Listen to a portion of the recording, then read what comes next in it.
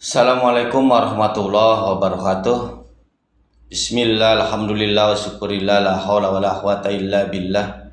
Asyhadu an la ilaha illallah wa asyhadu anna Muhammadan abduhu wa rasuluh.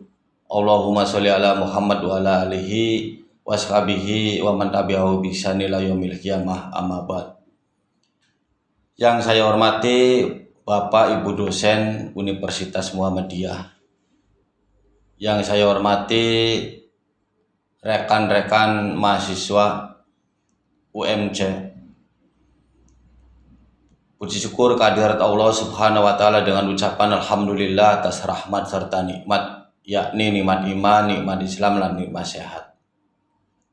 Salawat serta salam kami limpahkan kepada junjungan baginda Nabi besar Muhammad SAW beserta keluarganya, sahabatnya, dan pengikutnya yang setia sampai akhir zaman. Pada kesempatan ini saya nama Endi Supriyadi, mahasiswa Universitas Muhammadiyah Cirebon, ingin mengulas materi perkuliahan yang sudah diberikan Bapak dosen kepada kami berkaitan dengan materi al-mas'uliyah atau pertanggungjawaban. Di dalam definisi hukum Islam adalah syariat yang berarti aturan yang diadakan oleh Allah Subhanahu wa taala untuk umatnya yang dibawa oleh seorang Nabi Shallallahu alaihi wasallam, baik hukum yang berhubungan dengan kepercayaan atau akidah maupun hukum-hukum yang berhubungan dengan amaliyah atau perbuatan yang dilakukan oleh umat muslim semuanya.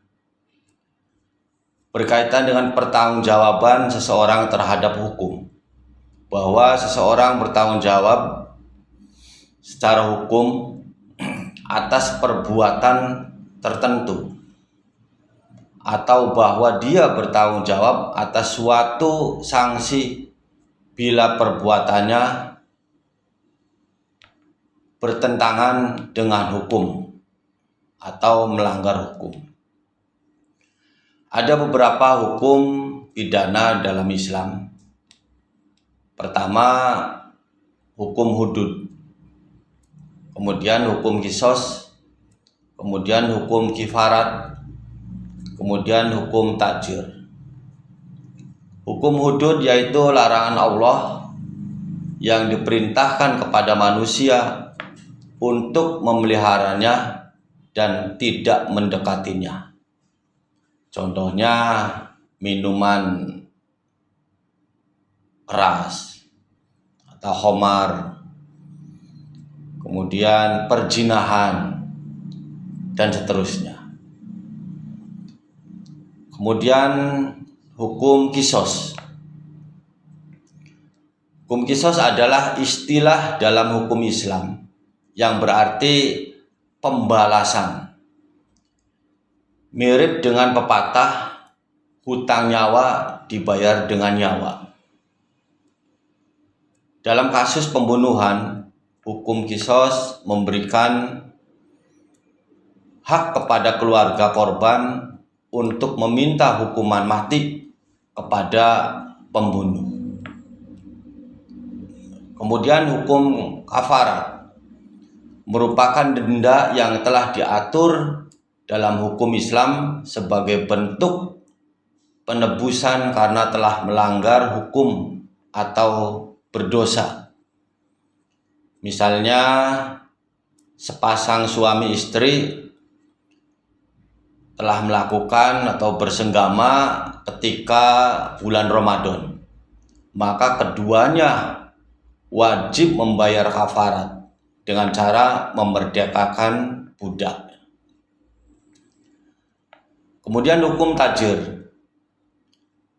Hukum tajir adalah hukuman yang bersifat pendidikan atau mendidik atas perbuatan dosa yang hukumannya belum ditetapkan oleh syara yang ditetapkan oleh pemerintah, karena tidak ada nas yang jelas dalam Al-Quran dan hadis.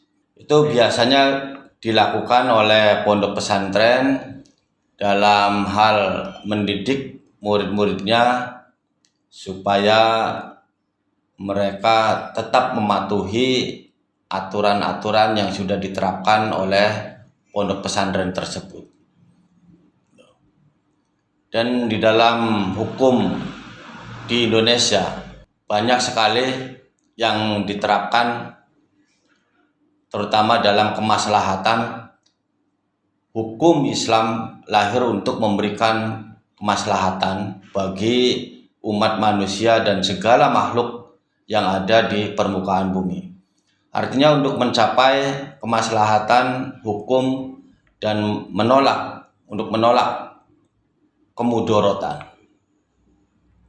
Itulah ulasan materi perkuliahan studi Al-Quran dalam Al-Mas'uliyah atau pertanggungjawaban yang Bapak dosen berikan kepada kami.